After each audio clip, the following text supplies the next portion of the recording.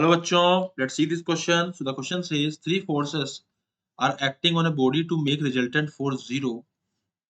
Okay. So which set can do it without the angle between any of the forces being 0 degree or 180 degree. Okay. So यहाँ अगर हम बात करें सबसे पहले हम लिखेंगे की concept. So what is the key concept that will be used here in this question? So the key concept is what? Key concept is what? If numeric sum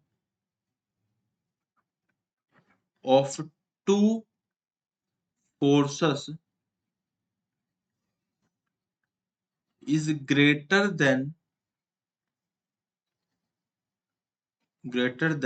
or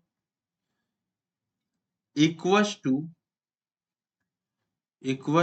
the third one, then system will be in equilibrium.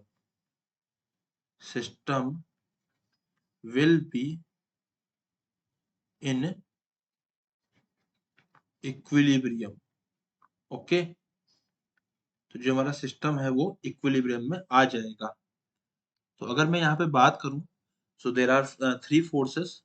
First है 1 3 and 3. तो 3 and 3 का अगर मैं सम करता हूं तो it is less than 7. But अगर मैं यहाँ पे 10 को लेता हूँ तो 10 इज इक्वल टू 8 प्लस 2. और अगर मैं इसको लेता हूँ तो यहाँ पे 3 प्लस 3 इज इक्वल टू 6.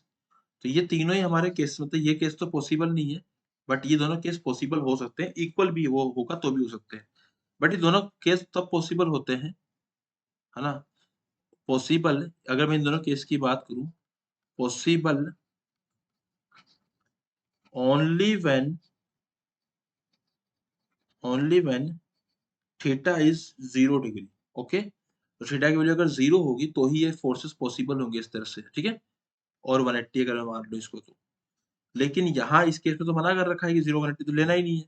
तो इसका मतलब तीनों ही केस पॉसिबल नहीं है. तो फाइनल केस जो हमारे पास बचता है वो ये बचता है कि जो 6 आएगा वो 8 के सम जो आएगा वो 10 से बड़ा आ रहा है.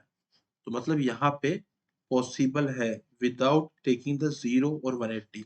It is possible. So the final answer is option number 4. I hope you understood it well. Best of luck.